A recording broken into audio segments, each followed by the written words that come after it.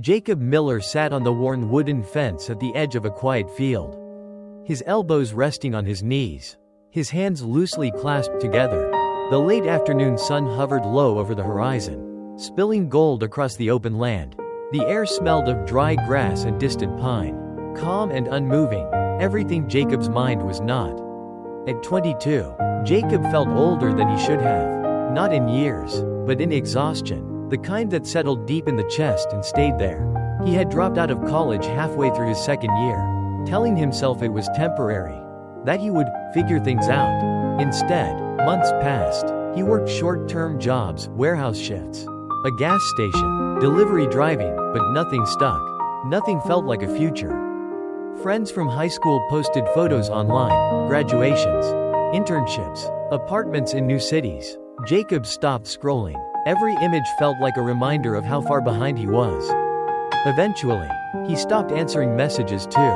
It was easier to disappear than to explain why he didn't know what he was doing with his life.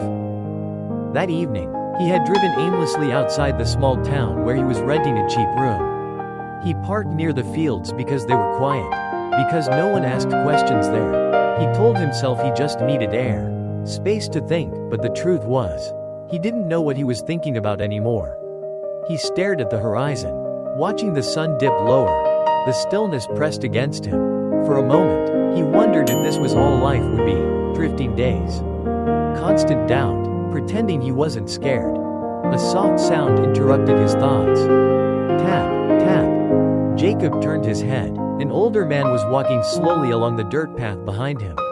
Leaning on a wooden walking stick, he moved carefully but steadily, like someone who knew his pace and didn't rush it. He wore a faded jacket and a baseball cap pulled low, his face weathered but calm. The man stopped a few feet away and studied Jacob quietly, not in a judging way, more like he was reading something written between the lines.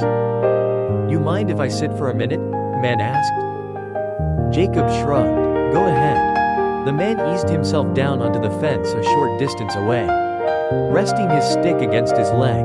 For a while, neither of them spoke. The wind brushed through the tall grass. Somewhere far off, a truck passed on the highway.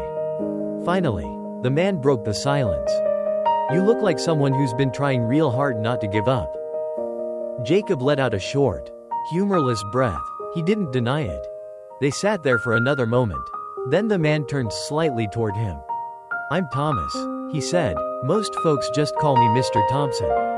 "Jacob," he replied. Mr. Thompson nodded, then looked back at the fields. "Tell me something, Jacob. When was the last time you felt proud of yourself?" The question landed heavier than Jacob expected. He opened his mouth, then closed it again. His throat tightened. "I don't know," he said finally. "Honestly, I can't remember." Mr. Thompson didn't react. He didn't rush to fill the silence either. "That's a hard place to be," he said quietly. Jacob swallowed. The words came out before he could stop them. "I feel like I messed up. Like everyone else figured out life. And I just missed something." The sun slipped halfway below the horizon, turning the sky orange and red. Mr. Thompson watched it like he'd seen this moment 1,000 times. "You know," he said, "most people don't get lost because they're weak. They get lost because they don't know what to hold on to." Jacob frowned slightly. "What do you mean?" Mr. Thompson turned to face him now. "I mean, direction doesn't come from luck. It comes from discipline." Jacob stiffened. "Discipline?" He shook his head. "That's just rules, right? Schedules, expectations? I tried that. It didn't work." Mr. Thompson smiled faintly. "That's because you followed rules. Discipline isn't rules." Jacob looked at him, skeptical. "Rules tell you what to do when someone's watching." Mr. Thompson continued. "Discipline tells you what to do when no one is." The words lingered in the air. Jacob didn't respond, but something about them struck deeper than he wanted to admit. He looked back toward the fading sun, feeling something stir beneath the numbness, uncertain, uncomfortable, but alive. And without realizing it, he leaned in to listen. Jacob shifted on the fence, his fingers digging into the wood. "I tried doing things the right way," he said quietly. "College, jobs, plans, and I still ended up here." Mr. Thompson nodded slowly. "So tell me, what do you think you lost?"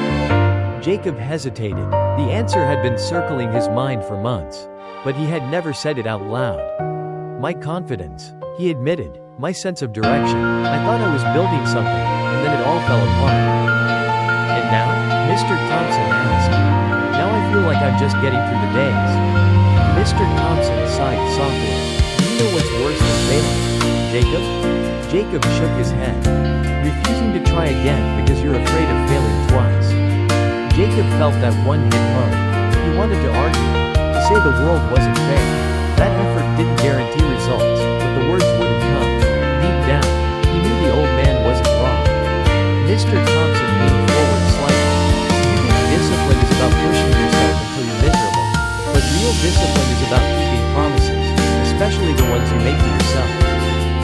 Jacob looked at him. And if you don't trust yourself anymore? Mr. Thompson smiled gently. Then you start small. He paused, then added, I wasn't always like this. You know. Jacob glanced at him. Like what? Huh. Mr. Thompson looked out at the fields again. There was a time I lost everything. My job, my marriage, my sense of who I was. I spent years blaming the world. Jacob listened closely. What saved me wasn't motivation. Mr. Thompson continued. It was discipline, showing up, doing what needed to be done, even when I didn't feel like it. Especially then. The sun dipped lower, shadows stretching across the land. I'm not here to lecture you, Mr. Thompson said. I'm here to challenge you. He pointed his walking stick toward a neglected patch of land just beyond the fence. Weeds grew wild there, the soil uneven and dry. Be here at sunrise tomorrow, he said. Work that field until the sun goes down. No phone, no excuses. Finish what you start. Jacob stared at the land. It looked overwhelming. That's it? He asked. Just work? Mr. Thompson nodded. That's it. The next morning, Jacob almost didn't show up. His muscles ached before he even started. The sun climbed quickly, the heat settling in, sweat soaked his shirt, his hands blistered. Every hour felt longer than the last. By midday, his thoughts turned ugly. This is pointless. This won't fix anything. He considered walking away more than once. But something stopped him. He remembered Mr. Thompson's words. Rules tell you what to do when someone's watching. Discipline tells you what to do when no one is. No one would know if he quit, except him. So he kept going. He pulled weeds, leveled soil, organized the mess inch by inch. His body screamed for rest, but his mind began to quiet. For the first time in months, there was no comparison, no self-judgment, just effort. By evening, the field looked different, not perfect, but cared for. Mr. Thompson returned as the sun began to set. He studied the land, then looked at Jacob. How do you feel? He asked. Jacob wiped his brow. His hands burned. His back ached. But his chest felt light. Proud, he said softly, for the first time in a long while. Mr. Thompson smiled. That's discipline, not punishment. Love for your future self. Jacob nodded, breathing deeply as the sky turned gold. He understood now, it wasn't the field that had changed. It was him. Jacob woke before his alarm the next morning. The room was still dark, the world quiet. For a moment, he lay there, waiting for the familiar weight of dread to settle in, but it didn't come. Instead, there was a calm awareness, a sense of readiness. He dressed quickly and drove back to the field.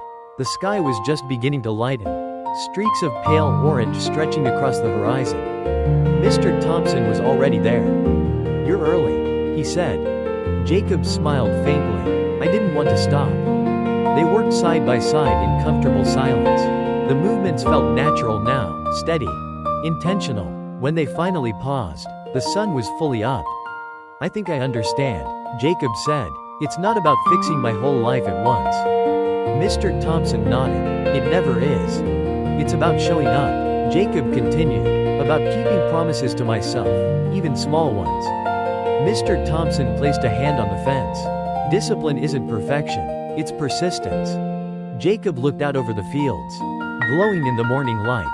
He didn't suddenly have all the answers. He didn't know exactly what came next. But he knew this, he wasn't lost anymore. He had something solid to build on. Himself. As the sun rose higher, Jacob felt a quiet confidence settle in his chest, not loud or dramatic, but steady and real.